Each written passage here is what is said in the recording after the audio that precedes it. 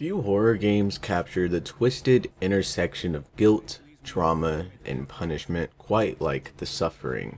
Released in 2004 by Surreal Software, this psychological horror blends brutal action with a story that forces players to question not only the monsters they face, but the monster within themselves. Today, we'll be diving deep into The Suffering. We're going to be exploring its lore, timeline of events, and how the game uses its world and creatures to represent the protagonist's shattered psyche. And now I want to hit you guys with a disclaimer warning, a content warning, like just any type of warning before you get in here. I'm going to be talking about death in this game, and lots of it. Like the entirety of this game is going to be explaining, but not showing, but explaining a bunch of executions and how they take place and what it happens towards the body and the history behind it. And if you guys are weakened by the sight and explanation of death, I would say probably not to watch this video, because that's all I'm going to be talking about. And I wanted to really hammer this home because firstly, I don't want to just come off as a surprise for people who are like, that's crazy. And secondly, I also do feel like I talk about it so much in this video that halfway through, I kind of just begin saying things very blandly, very matter-of-factly, without any type of sensitivity. And it's simply because if I were to be sensitive about every single topic that we go through, we would be here for a very long time. I feel like being that sensitive with every single topic would make the video insensitive in a way. And I just wanted to let you guys know that I am very sensitive towards the topic, but I just chose not to be as sensitive for this video, just so that way the video could be a tad bit more watchable.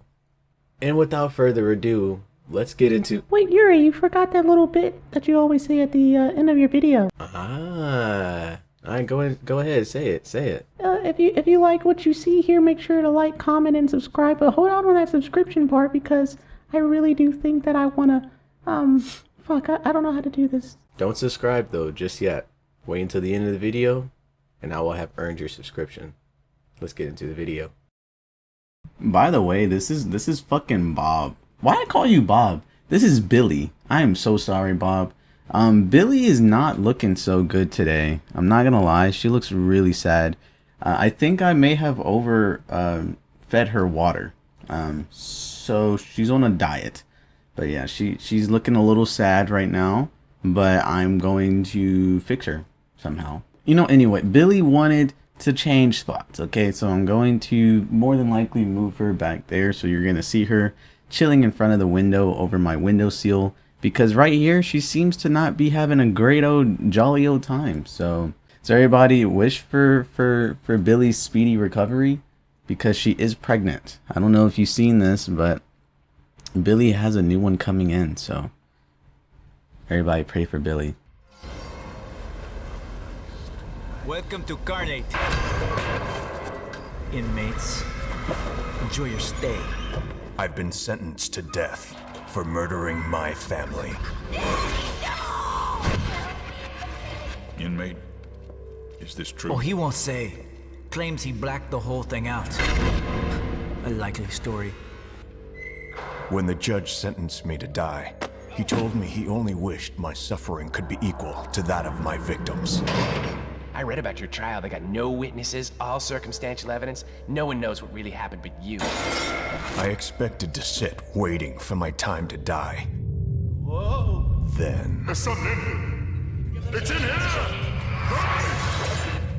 Inmate, back in your cell. Everything's under control. all hell broke loose. You cannot escape what I bring about. What's taking so long? Your being here ain't no coincidence. In a place where nothing is what it seems, you will choose your path and uncover the truth behind the suffering. The game begins with a cutscene. We are introduced to the main character, Torque. Everyone seems to have an opinion on us. The guards explain that we killed our wife by beating her to death barehanded and proceeded to drown one of our children and throw the other out of the window. The guards themselves think the needle, which is lethal injection, is too good for us and we should die a slow death for what we did. Some inmates believe this story, but the main one defending our MC is this black dude. He says apparently Torque killed those guys who called themselves the Aryan race, so he's an ally. The Aryan race is what Germans called themselves when they thought themselves superior. Whatever the case, we have to keep in mind that no one in this room are good and sane people, as they all are on death row for doing something heinous. For example, one of the guys in there is literally there for being a baby. Best not to listen to him talk. Floyd's a degenerate parasite. They should have slapped the cuffs on him coming out of his mama's At least tongue. I know Jesus is with me, man. Whatever I've done, the Reverend says Jesus has forgiven me. Will you shut the fuck up, you baby-raping, sodomizing sack of shit? I was just asking the man a question, Goose. Whoa! As soon as we do get cozy in our cell, things don't stay cozy for long. Gotta let us out. We still humans, man. The whole we got fucking rights. place is coming down! Sweet Jesus, what the hell was that? Slick, you okay, Is the man? prison collapsing? Are we sinking into the ocean?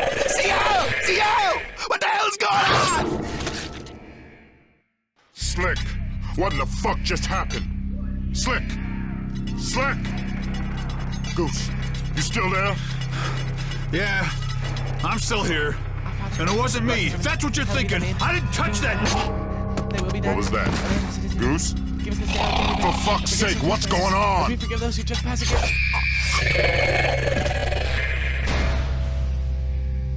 That was close. I thought we were done for. We gotta get out of this shit can before it collapses. Shit. There's something in here. It's in here! Help me! No!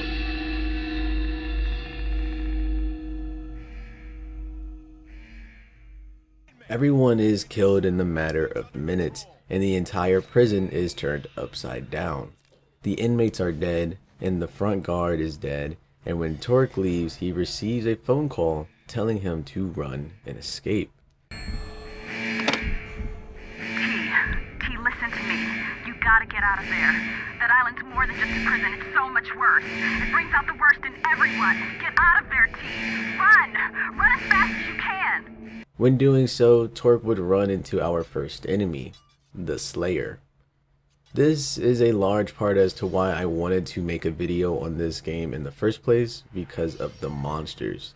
Similar to Cry of Fear, this game's monsters also share some narrative importance. The monsters we will come to meet are all modeled after death row methods and historical execution tactics. The Slayer is a form of decapitation. Decapitations have been a common form of execution all throughout history. We've seen it depicted in the Middle Ages, to public beheadings, to the guillotine. The question is, are they still practiced today, or at least since the year 2004, when the game was made and what year it takes place? In the 16th century, beheadings were often used as a show of force and public spectacle for commoners and nobles alike. Beheadings were also prevalent in Asia as well, more specifically Japan during the Edo period. The view on beheadings were a very honorable task, as it took a lot of skill to cut off someone's head in just one swing with the blade. Without the right technique, the entire thing can be unsightly, as the inmate could still live after the initial swing and make this a barbaric and bloody task. I'd have to wonder if that's part of the reason why that in England they began using the guillotine, because there were people who found the entire thing inhumane.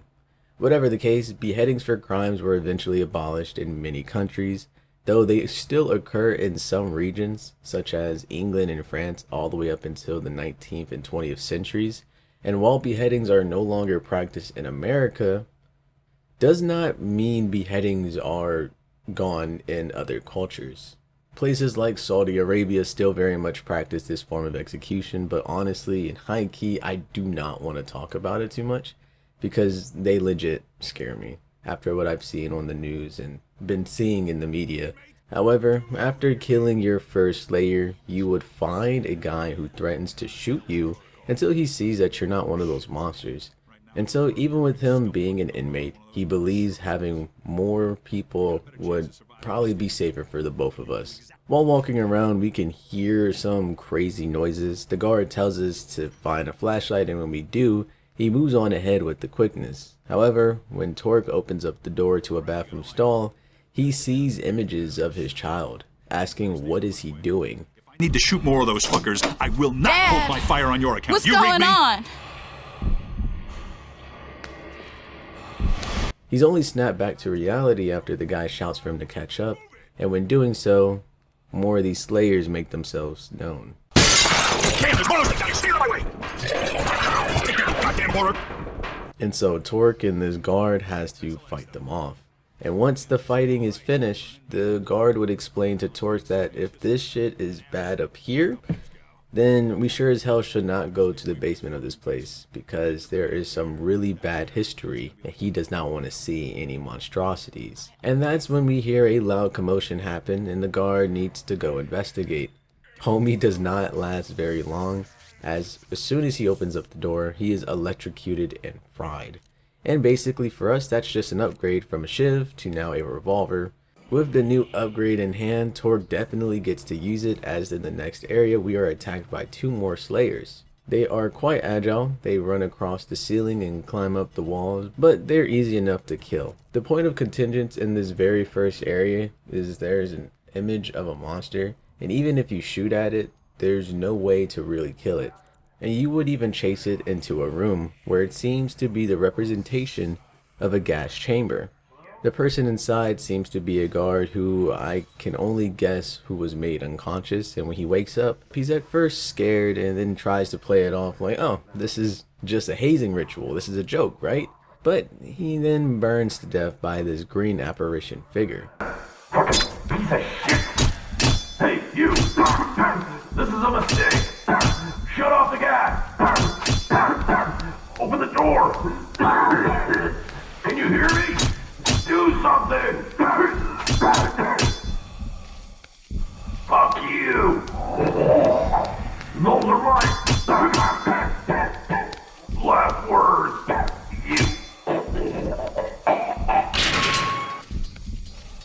Gas chambers are a sickening blip in human history.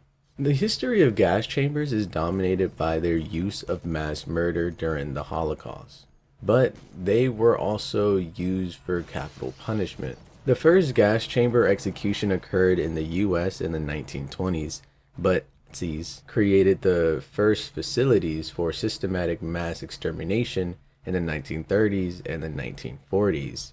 The Nazis first used gas chambers as a part of a euthanasia program dubbed Action T4. This program, which began in 1939, targeted Germans with mental and physical disabilities who the Nazis deemed unworthy of life. In the 1940s, 6 gassing centers were established where victims were killed using pure chemically manufactured carbon monoxide gas. Basically how it works is there are hydrogen cyanide, which basically is a systematic poison that attacks the body's ability to use oxygen at the cellular level. It binds to the iron and the mitochondrial enzymes called cytochrome oxidase. I hope I'm saying that right, blocking the electron transport chain and halting the production of ATP. In the confined, often overheated chambers, the pellets rapidly release gas, causing immense suffering.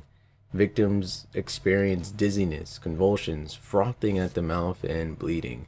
And oftentimes it takes up to 10 to 15 minutes for a victim to actually die, making this an extremely painful and horridly slow process. Truly a disgusting blip on human history, and my heart goes out to all the survivors and the families of said survivors. In the early 1920s, the US began using chambers for capital punishment, with the first execution of lethal gas occurring in Nevada in 1924. This was viewed by some at the time as a more human alternative to hanging. But then World War II happened and people quickly changed their perspective post-war because now it's barely used. The last instance of it being used was in Arizona in 1999. So it's not super long ago, but it's still been like 2 decades, which is a good thing. Let's keep the streak going, please, and thank you. But let's get back into the game. I'm gonna just throw it out now. It's like a quick little theory time. I'm gonna go ahead and guess that now our main character is genuinely having some screws loose. He might be suffering from like dementia or some type of memory loss disease, because a lot of what he's seeing seems to be internal fears of death, the built up guilt of the death of his family, possibly by his hands. Because this green apparition turns out to be a guy who is implied to have been killed with an electric chair. Alright guys, don't get jump scared. I know the microphone sounds different. I'm using a completely different thing. It's like a webcam microphone. The microphone's downstairs, packed away. I don't want to go get it. But I was watching this over and I was realizing that I was a bit confused because within the game you have 3 people that are communicating with you. You have Dr. Killjoy, which we haven't gotten into yet, so I'm not going to spoil it for you guys. And then you have the electricity dude. We also haven't met him, but we've seen the effects of him. And then we have green apparition guy. So green apparition guy is completely separate from the electric chair. I actually don't know how the green apparition guy died, because it seems as if he was a security guard who then got the taste of blood while, not security guard, a prison guard officer who would hit the switch and kill these inmates when they were on death row, and that's how he got his taste for blood. That is who we were talking about, not the electric guy. The electric guy is actually a pretty good dude, and Dr. Killjoy is also a pretty good dude. And he's serving as Torque's like inner doubts and demons for some reason, or at least like depending upon the choices you make, he seems to echo it. But just whatever you're doing, it's just like it's doubtful. You know, you could save someone, he'll be like, I really hope I know what you're doing, or something like it. Or if you do something bad, he's gonna be like, wow, this place seems to change you. You're the beast inside. Saying stuff like, you'll fit right in here, or he wants him to show his true self. They end off this section with saying that blackouts sound like a convenient excuse, and Torque turns into a fucking beast, the monster inside. After clearing the room, Torque would find a man tied up yelling at them to do it already. And then a flurry of gunfire just kills the man. This scene being very reminiscent of firing squads, yet another form of execution in history. The history of the firing squad dates to early US colonial times, with the first recorded execution in Jamestown, Virginia in 1603. It was widely used to punish desertion during the Civil War, becoming a public display to deter other soldiers. While historically common for military and civilian executions, the firing squad is now a very rare method. Today, 5 US states, Idaho, Mississippi, Oklahoma, South Carolina, and Utah permit execution by firing squads. Idaho has also made it its primary method, and these executions are still very much being used as of 2025. And also coming back to the game and defeating the creature, we'd come to see something from the past. Daddy, it's so dark in here. What's going on, Daddy? I'm so... Daddy, I can't. No, I don't want to see it. No, Daddy, no. What the hell could that have been about? I don't want to see it, and the men in black. Nevertheless, after letting some more bullets fly, we find a man named Dallas.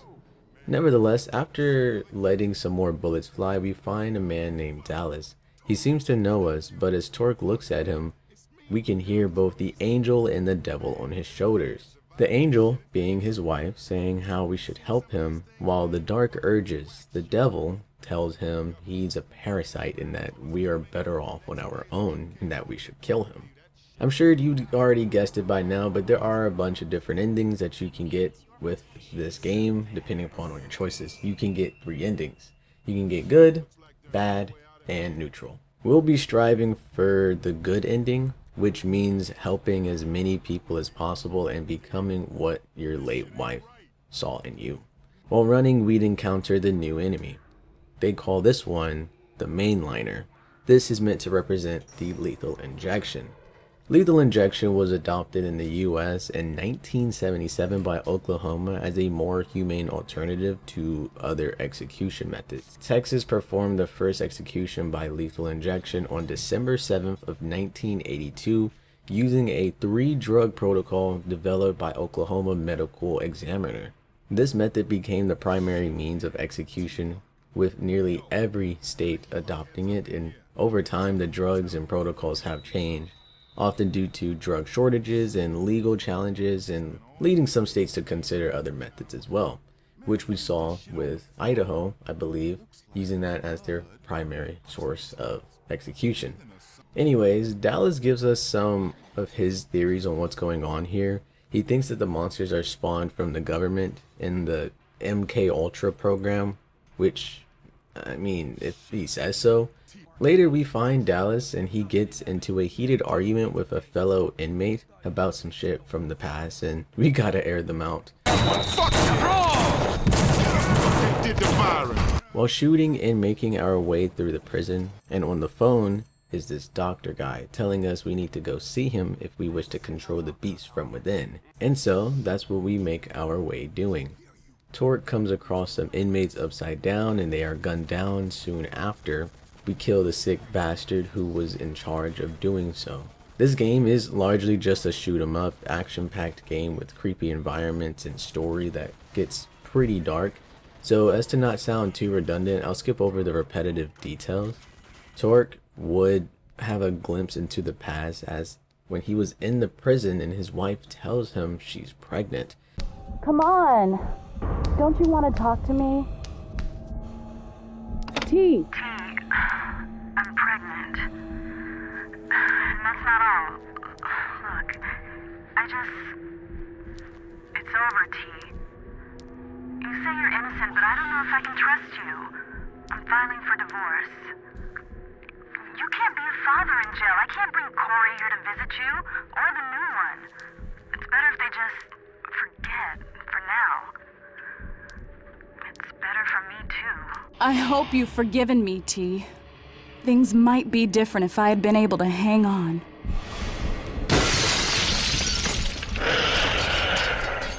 This starts to throw a wrench into my understanding of the timeline as she continues saying that she's going to file a divorce because he can't be a father from within a cell.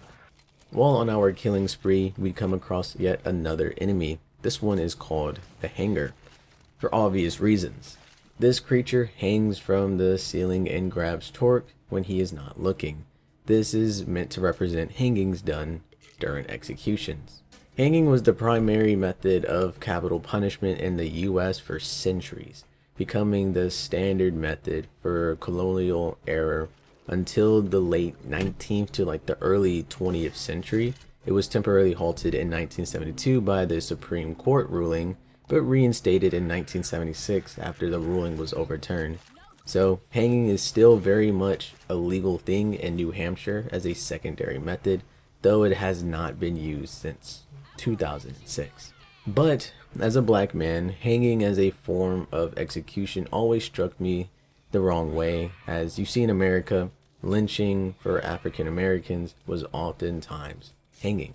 Though I know hanging is one of the oldest and most common forms of execution, first recorded in ancient Persia and later adopted by Romans and Germanic Anglo-Saxons. Wow, that was a callback to AP history in 11th grade.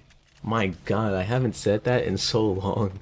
Its history is marked by a shift from public spectacle to a more private affair. Standardized procedures, and it has been largely abolished in most Western nations. They even tried to make it more humane as they created something called the hangman's knot. It's a carefully placed knot which is crucial for ensuring the neck is broken, that way you die immediately once dropped. A properly positioned hang knot was lubricated to ensure a smooth, clean action, while any miscalculations could result in decapitation or prolonged strangulation. However, back to the game. Torque would find his second person. This guy is a CO of the prison, but is terrified of the monsters running away from us at first sight. Again, we can hear the devil in our mind saying that we should kill him because he's weak, but then at the same time our wife says we should protect him because we have good in us. Once we calm him down, his idea is to go call for help, and so we need to act as muscle to get them there safely. We get to the radio room only to find heavy interference with the channel. CEO guy thinks it might be caused by the nearby asylum and wants us to go check it out while he stays back and looks at the radio.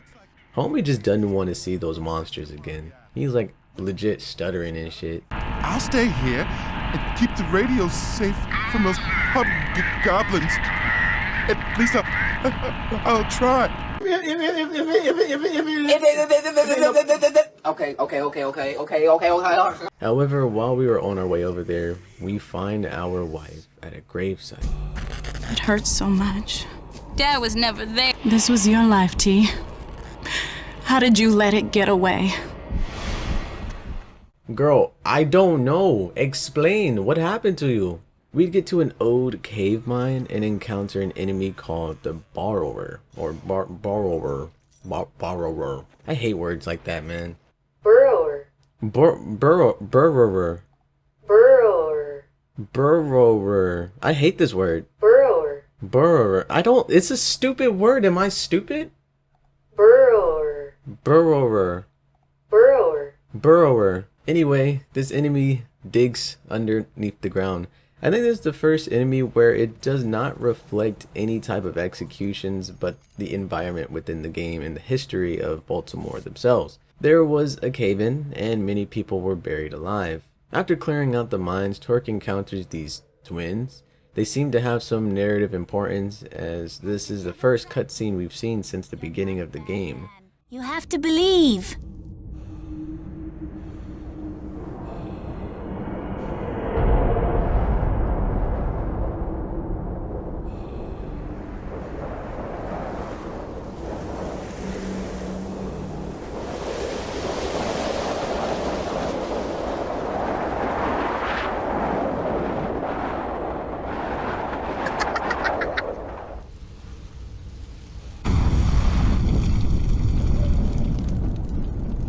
Also very reminiscent of Postal. While playing the game, these strange images pop up on screen, and I've largely haven't mentioned them because they echo what I've already been saying throughout the video. However, after the twins, we do get these scenes back to back. You remember the first time we met? We were in Druid Hill and I saw you in that old broken gazebo. You were so good looking. I thought you were all but sometimes I think you only brought me suffering. I'm trying to understand what type of relationship Torque had with his wife. I'm not sure if it was like domestically violent. I'm not sure, so here's the thing. Here's my working theory, and I'm pretty sure I'm wrong because I'm really trying to understand this. It does not seem that this is our first time getting arrested, right? So I think we had our wife and then we had Torque, and they were in a loving relationship. It seems as if Torque, if not a veteran of war or something along those lines, or maybe even works as like a prison officer, correctional officer, I don't know. It seems as if that created a lot of anger within him, right? And so the wife always saw good in him, and that's why in these flashbacks that we see, she apologizes for not sticking through and seeing it to the end and losing faith in the man, right? And so I think at a certain stretch of life, he was pretty good with his wife and got her pregnant. And I think he had killed the Aryan race. We're just going to keep calling them the Aryan race. I think he killed the Aryan race while he was in prison, or like working as a prison guard. And then he went to prison for doing that deed. And then she shows up and is like, yo, I'm pregnant. And then basically files for a divorce because he was too angry and also behind bars. He gets out, and I think there's like some propositions that happen. He's able to get out, and he seems like he's good with his girl. Like, it seems like for a small chunk of time, he was actually like a present father, until he wasn't, because then he had this blackout, and whatever happened, he was covered in his wife's blood. His wife was bludgeoned to death, child drowned to death, strangled and drowned, and the other thrown out of a window. And now he's going right back to prison for this. Now, I don't know about all this whole thing. Like, I don't know when he gets out, because a lot of times throughout the game, the children say they never met the father. And it's also like, there's a lot of small grounds here, because on one end, we get that cutscene where she says, I'm pregnant. Is that pregnant with the first child, or is that pregnant with the second child? How old were the children? I have a lot of questions, okay? I want to know. And so it's like, okay, you were pregnant with potentially one of those two children, but the youngers, but both of them say they don't really remember the father, or at least the older one says that when they ask about the father, he just says that he doesn't have one because he doesn't want to say that he's in prison. So maybe it was the second. Maybe it was the second. So okay, maybe I'm starting to like crack that out a little bit. Maybe I'm starting to understand it a little better now. It seems as if he was with his wife for one child. She got pregnant again, had the youngest child. Okay, see, look at this.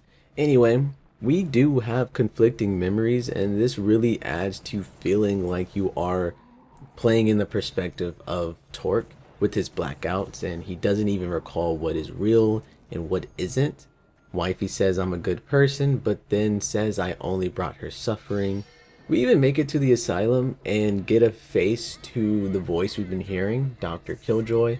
This seems to be the psychiatric physician. I actually don't know what he is. He's a doctor, but this is the doctor, and I've been looking at the wrong camera this whole time. He's a doctor, and he's been trying to say that he has a cure for our inner beast coming out. So finally, we're going to be able to get that procedure going.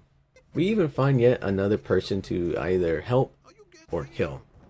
Devil on the shoulder says I should kill him because, and I quote, he's a filthy immigrant. Jesus Christ, what the hell, Torque? That's your intrusive thoughts? You might need therapy? And obviously the wifey in my head says how kind he is and that we should just help him.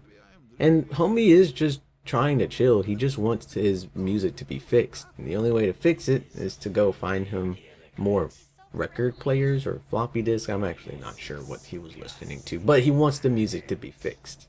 And while searching around, we'd get this cutscene. And so, my favorite subject arrives. It is in this room that all the secrets will be revealed. I will employ an experimental device that helps me chart the undiscovered country. But you can't come to the show yet. First, you must prove to me that you truly want to be cured, and that you truly are worthy of my time. See you soon, I hope. At last, you have made it to the climax of this fine performance. Let me introduce our newest player. This fascinating specimen is a creature of purest strength and rage, whose presence here must prove quite a conundrum to you. His resemblance to these other soulless beasts cannot be denied, but he is altogether harder to truly understand. But with the capabilities of my experimental device, I can bring about a rebirth of the spirit, a awakening of the soul, and thus we can shed light on this most unique situation. Why not come inside, and I shall show you? Okay, well, there you have it. It's been confirmed that Dr. Killjoy is kind of to blame for a lot of the monstrosities here. Maybe, kind of. I'm not sure yet. After defeating the Doctor by basically rejecting everything he stands for, the Beast de-transforms into Torque, basically. And then we smash through the window, escaping the place. I don't think we found dude's music or we fixed the radio problem for the CO. Let's just see how this plays out, huh? Successfully escaping that place, we'd come to find another person who was planning to escape the day before all this crazy shit went down and still wants to enact his plans on getting out. He wants to build a raft and just sail off the island. Again, we decide to help him and ignore the dark urges in your mind. We'd encounter yet another enemy. Again, this one doesn't seem to have any type of execution resemblance, but rather a historical tragedy. These festering creatures flaunt science with their every step. What's more, they are impervious to bullets and can only be blown up, burned, or if you are truly brave, hacked up with an axe. They seem to have some connection to an 18th century slave ship wrecked down the beach a ways. This way! There she is. To my understanding, few were killed in the crash itself, though the traders did not free their still-living human cargo. Instead, they left them shackled in the ship's hull, where slowly the Negroes were consumed by rats. Damnation! The Festers are coming! That's surprisingly dark, even for this game, I'm not gonna lie. The slave masters during the 18th century just assumed had they actually saved their human cargo, they'd simply attack them and kill them. So instead, they opted to do the more cowardice of the decisions here, and they left them there, chained, immobile, alone with starving, frightened rats, and had them getting eaten alive. It's truly horrifying. We actually help the dude escape, and we find ourselves going deeper into the ship until we come across an electric dude who decides to help us and open the gate for us. He then tells us to meet him in the dance hall. The dance hall he is referring to seems to be his original body, the one hooked up to an electric chair. The electric chair was developed in the US in the late 1880s as a more humane alternative to hanging, with New York adopting it first in 1889. The first execution of electric chair was William Kelmer in New York in 1890, and it became the most common form of capital punishment until the mid-1980s, with lethal injection became more prevalent. While no longer the sole method in the state, it remains a legal option in some places, though its use has declined significantly due to the rise of lethal injection and concerns over botches. We somehow end up back into the prison in which we escaped at the beginning of the game, and this time we speak to our children, hearing how they truly felt about us. Is that you, Daddy? Daddy, I love you, Daddy. You wouldn't hurt us. Dad, I'm over here. You're not so bad, I guess. I just wish you'd always been there, you know? T! Something broke in you in that group home, T. And I didn't have enough time to fix it. There's beauty in you. I could always see it. Stay strong for me, okay? Not long after, we meet a guy who at first tries to blow us up, and then he realizes we aren't monsters. So then he tells us about his plan to hole up in the lighthouse and wait for the monsters to run out of ammo so that way he can escape. Once we get there, we meet our second major antagonist, corrupt prison guard, jail man, whatever his name is. I don't know who he is or what his name is, but all I do know is that his voice actor killed this role. He needed to go. He wasn't interesting enough. Not like you. You understand how it feels. They needed someone professional to pull the switch. A lot of eager sadists applied, but I was the only one who took the work seriously. So seriously, I wanted to taste the gas myself. That's what carnate does. It brings out the killer inside. It's the perfect place for you and me. It would seem that this dude's job was to pull the switch when executing inmates with a gas chamber. It would seem it had birthed a serial killer, one that actually took pleasure in killing these people. And after following the voice, we'd come to see our next victim, the Infernos. Clem's entry would actually state, "From what I witnessed, the manifestation of evil appears to have two distinct forms. The first, a young girl, Puritan dressed, perhaps 13 years of age. This transforms into an altogether more disturbing, flaming creature. Both clutch a small handmade doll. To my mind, there is no doubt that these creatures are tied to the three young girls who made witchcraft accusations in the late 1600s and led to their fiery death of 11 innocents." Though I am a bit confused because I feel like we're talking about the Salem witch trials here, right? But to my knowledge, no one actually burnt alive, rather one was crushed to death via stones and the others were hangings. So if you guys know what happened below, please let me know. Maybe they're not talking about the Salem witch trials and maybe there is some history in Maryland that happened in the 1600s that resulted in fiery deaths. While there, we'd come to have more lore on what happened, and it sounds like very soon we are going to get the full picture.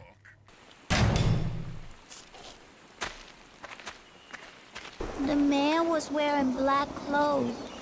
He was like a shadow. I didn't see him, and then he was there. Oh, Daddy, I wish you could have been there. I know you would have kept us safe.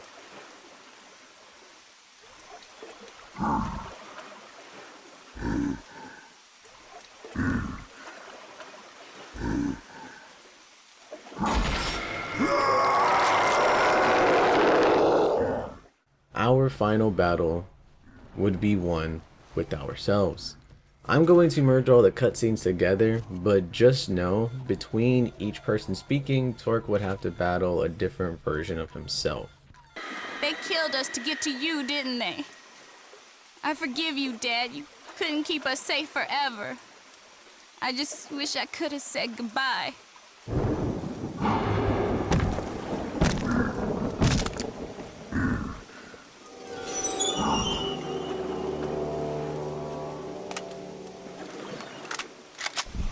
You always had the worst luck, T.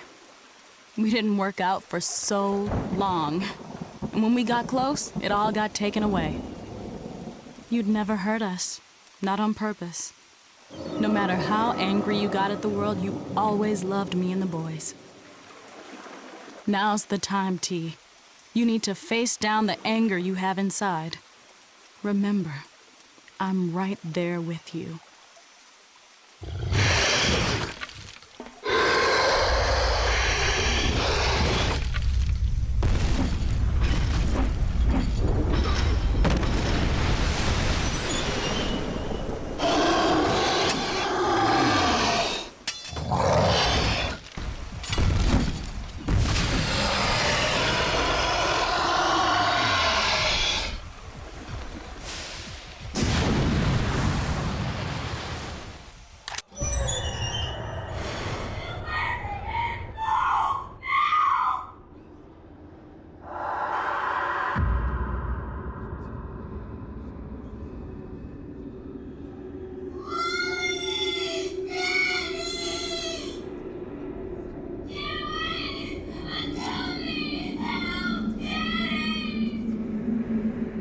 Colonel sends his regards. Back in Eastern, he warned you, but you didn't listen. He said to leave you alive.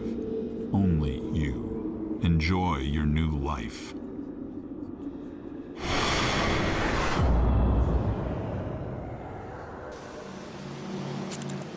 After finding out the truth and defeating the monster, some dude picks us up to get us off the island, and we are left with one final letter from our late wife. Somebody's missing from this picture, T. I don't want us to ever be apart again. Love always, Carmen. And that is the first ending that we're gonna talk about in true death. That is the best ending you can get. And I think it makes the most sense if we were to talk about narratively. Now, as much as I enjoyed this game, as much as I love taking, a trip down memory lane to these PS2 games, I'm not going to hold my tongue and say things that I don't believe. And I think the game itself is a really solid one. It has an amazing environment, a really good story, fun enemies to fight, and honestly, very disturbing. The things you see are truly disturbing. The only problem I have with this game is how they handled the bad and the neutral ending. So as we saw in the good ending, throughout the game you are completely in control of what you do and how you're going to get there. By helping people and listening to your wife, you prove everybody wrong that you're some heartless monster. I think in that form, it makes a lot of narrative sense. In that context, it makes so much sense. When you look back at the very beginning of the game, they tell you what this guy did. The guards are like, he's a fucking murderer, he killed his family, da da da da da. And then you have the black guy and the white guy, where the black guy's like, yo, he's not that bad, I swear. And then the white dude, he basically brings it to our attention that essentially they don't really know for sure. They are saying that it was rigged, that the whole trial had something fishy, that there was a lack of information and stuff like that, right? So it puts the idea within your head saying like, oh, there's a possibility that he is in fact innocent. And then we even have the whole portion in the beginning of the game, or like not in the beginning of the game, but when we're talking to Carmen, his wife, and Carmen says how she should have believed him if they just had more time together. Things could have been differently if she just stuck it straight through. And then at the very end of the game, when you get on the speedboat, when you get the good ending, they were like, hey, you're that dude, right? You're a lucky man, because it seems as if some funny business was happening during the trial, and so you're going to get a recalling. All these things, right? And it makes narrative sense as for him to be here, go through his past trauma and guilt of losing his family and finding out the truth that a group of random people in black went in there and murdered his family, like off of some Punisher shit. But then you play the game differently. You get the bad ending. And the bad ending is literally your wife, Carmen, just bad mouthing you. She's like, I should have known, you're just a black hole that, sucks out all the happiness. I can't believe I ever fucking loved you. You are an evil, sick bastard. And you're just sitting here like, you was telling me something different the whole game. You said you believed me and I destroyed your trust. That's fine. That's fine. But then at the very end, this is what the part that fucks me over. When you get the bad ending, you also change the consistency of the story. There's no longer Men in Black. There's just you. You killed your family in both the neutral and the bad ending. Because the neutral ending to the other same way. The neutral ending, the story is you kind of halfway did it, right? You went to jail first, and your son couldn't get past that, and he started having resentment for you. But you didn't kill the son. I think it was an accident. But you did kill your wife in like a fit of rage. And he didn't mean to, but he still did. So involuntary manslaughter versus manslaughter, a life was taken. But it just kind of puts it in this weird state of, okay, so the bad and neutral endings are obviously meant to weaponize you as a person. You are letting the beast out. You are a murderer. You have killed someone. You can either leave that island a absolute murderer and just continue your spree of killings, or you can leave knowing that you are a monster and that you can try to do the best you can, right? So it's like you have those two. but then it completely invalidates the best ending. It makes it look like fantasy. It makes it look like if only this could have happened, you know? But yeah, it kind of just like invalidates the whole thing, makes it look real fantastical. Like what if there were men in black that killed you because you had a troubling past with the gangs? Okay. What if the trial wasn't completely fair? Okay. What if we're doing a recalling for, like, bro, like, are you serious? And so that's the part I dislike about this game, is that I feel like I almost want to ignore the bad and neutral ending because they were just there just to do it. Like, I really do feel like that's how it was. I think the story was always meant for the good ending to be the canon ending. But then I guess games back then were like, you know what would be cool is if we gave, you know, players a sense of choice. So let's try to have them be good or bad, you know what I'm saying? And I don't know if I like really tapped into that. Like it just, I feel like they should have kept some things written in stone. I think there should have always been men in black that killed your family and that sent you off the deep end. Maybe if you wanted to do the neutral ending, maybe in a fit of rage after they gone and killed your children, maybe in a fit of rage, you went after those guys and you killed them, and then you accidentally killed your wife in the same instant, you know, in a blind rage. Maybe like I just want something to be consistent. It can't literally just be 1 minute I killed my family and then the next minute men in black killed my family, because I'm more accustomed to believe in the bad ending because the good ending sounds so out of the way.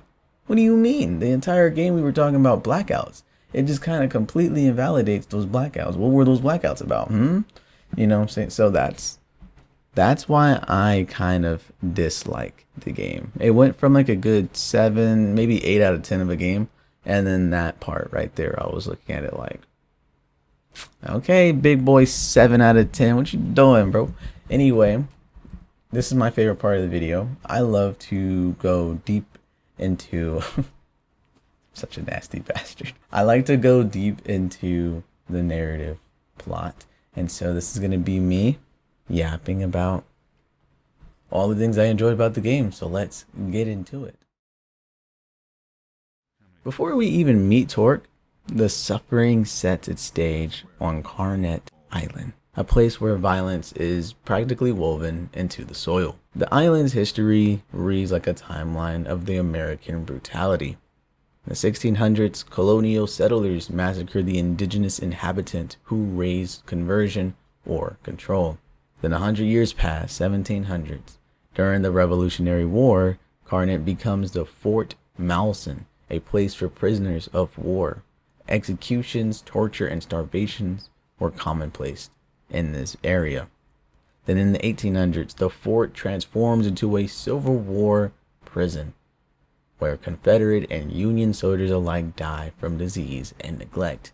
And then in the 1900s, it becomes a bot state penitentiary, one of the harshest maximum security prisons in the country, infamous for its executions. Each century added new layers of trauma, and the island absorbed it all. The result? A supernatural hotspot, a psychic wound where every act of cruelty echoes forever. When the game begins, this centuries-old trauma manifests physically, and it forms monsters. Our protagonist Torque is immediately interesting for one simple reason. He doesn't speak. This isn't just a stylistic choice, it's psychological. Torque Silent represents repression, a man who's turned inward to escape unbearable memories. We learn early on that Torque was convicted for the brutal murder of his wife Carmen and their 2 sons Corey and Malcolm. But he claims to remember nothing, that he was having these blackouts. His mind is fragmented, a self-protective fog that hides the truth, even from himself. This concept is rooted in real psychological phenomenon. In cases of severe trauma, especially when someone commits or witnesses extreme violence, the brain can literally suppress memories through dissociative amnesia. It's a defense mechanism, not remembering as a way to keep surviving. And that's exactly what Torque is doing. He's not fighting to escape the island, he's fighting to remember who he is and what truly happened. The Suffering's brilliance lies in its monster design. Each one isn't random, but a physical reflection of how people have been killed on Incarnate Island. Slayers, twitching bodies with swords for limbs, their appearance mirrors decapitation executions. They crawl and leap like anger itself. Then you have the marksmen, their blindfolded torsos firing bullets from their gaping chest wounds, a grotesque callback to firing squads. Then you have noosemen, hanging corpse that still twitch and attack, representing death by hanging. Then you got mainliners, which are horrifying addicts with syringes embedded into their skin, symbolizing lethal injections. And festers, probably one of the worst victims within the game, rotting figures tied to the island's wartime plagues, crawling out of the mud like corpses that refuse to rest. And the nastiest thing about it all, the most disturbing thing about it all, is that this was during the times of slavery, and instead of looking at these people as human, they slave masters looked at them as human cargo, something that could be wasteful, something that could be wasted, and they let them starve to death and be eaten to death. And that is part of the reason why when you do kill them, they explode into rats. It's very disturbing and it's very gross. Every monster embodies a method of state-sanctioned violence. In real-world terms, this reflects the horror of how societies normalize executions. Whether through the guillotine, bullet, or injection, the act of killing in the name of justice leaves deep cultural scars, just like Incarnate Islands. Throughout Torque's journey, he encounters three powerful entities, each one tied to historical atrocities and a facet of human cruelty. Dr. Killjoy is a psychiatrist from the 1930s, believed pain was the cure for sin. He experimented on prisoners and cruel therapies, often killing them in the process. He's obsessed with Torque's potential for redemption, but his obsession reveals how medicine and psychology have been misused historically to justify torture. He is a man of unethical science, like real-life figures such as Dr. Walter Freeman, who performed lobotomies in U.S. prisons. And then there's Hermes Height, the prison's former execution, a ghost in a gas mask. He still believes every killing was God's work. He represents the blatant evil, how someone can commit atrocities simply by following orders. And finally, Horace, a condemned prisoner seeking vengeance after being wrongfully executed. He's the tragic mirror of Torque, a man broken by the system that just doesn't forgive. Each ghost tempts and torments Torque, forcing him to question his morality. Are you a murderer, or a man trying to survive a cycle of violence bigger than yourself? At the core of the suffering lies a single agonizing question. Did Torque kill his family? And the answer really depends on you, the player, but each part reveals deeper insight into his psyche. And I already kind of stated this earlier, and I'm going to try to tie this in on a good note, but you know how I truly feel about how this all wrapped up. In the good ending, Torque recalls that Blackmore, a crime boss from his Baltimore past, murdered his family as revenge. This version paints Torque as a victim of circumstance, a man haunted, not hateful. But then you have the neutral ending. The truth remains, ambiguous, a fog of guilt and confusion that he may never escape. And then you have the evil ending. Torque admits that in his blind rage, he did kill his wife and children. He became the monster he feared all along. This split ending mirrors real-world studies of moral psychology. When faced with guilt, people often overwrite their own story to survive emotionally. We rationalize, deflect, or repress because accepting the full weight of our sins is sometimes way too unbearable for our minds to comprehend.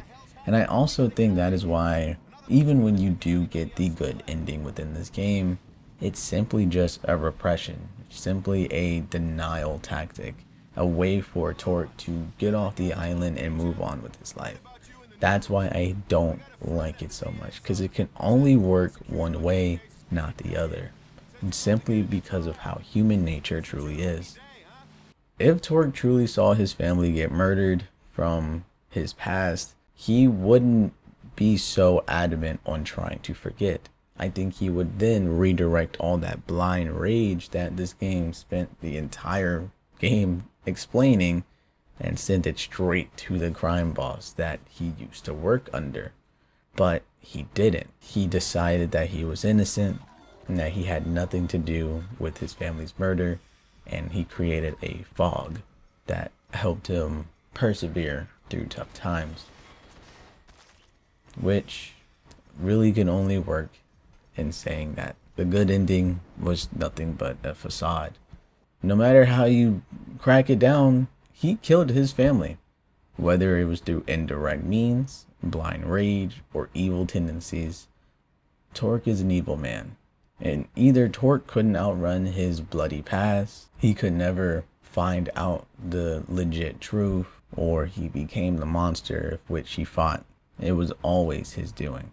The Suffering wasn't just a horror game. It was a reflection of real-world systems of punishment and guilt. Abbott State Penitentiary mirrors real American prisons. The game's constant executions and experiments allude to state-sanctioned brutality, the idea that justice often becomes cruelty in disguise. Torque's psychological state also resonates with human trauma survivors, veterans, inmates, and victims of domestic abuse, people trapped by cycles of violence and guilt that can feel inescapable. Even the island's curse feels like a commentary on America's violent history, genocide, slavery, war, and systematic punishment buried under centuries of denial. Carnage is America's shadow, a physical manifestation of national trauma. The Suffering forces us to confront a brutal truth. Some prisons don't have walls. Whether Torque escapes or not, the real question is, can he forgive himself? Can he break this generational chain of violence, or will he become yet another link in it? His choices, your choices, decide if the island is purified or consumed in said blackness. If pain is acknowledged, or if pain is repeated. And you know, as much as I wanted to end this video off on like such a cool note, tell me why there's a sequel. Tell me why there's a sequel. Tell me why. Yeah, so there's a sequel. Everything I could have said here, take it with a grain of salt. I'm pretty sure in the sequel, we probably do get a better fleshed out history or past or childhood of our man. And obviously, if they are going to continue the story of Torque, we're more than likely going to have a canon ending. And let's hope that me yapping about the canon ending having to be a bad ending doesn't age like doo-doo milk. You know what I'm saying? Anyway, if you guys have enjoyed this video, please do the Holy Trinity, as Billy said. And look, Billy's still kicking. Billy is still kicking. Look, Billy's looking a lot better. Okay. One of her leaves fell off, but that was like a dead leaf. Okay. Please do the Holy Trinity for me. Like, comment, subscribe, as Billy said. And now that you've made it to the end of the video, make your decision. Whether you want to stick around for more goated content, or if it wasn't for you, you know. Please like and comment if you want to see Soul Ties or Bind by the Ties, the sequel of the game. Okay. Without further ado, I'll see you guys on the next one. Peace out. Bye bye. And I'll see you soon.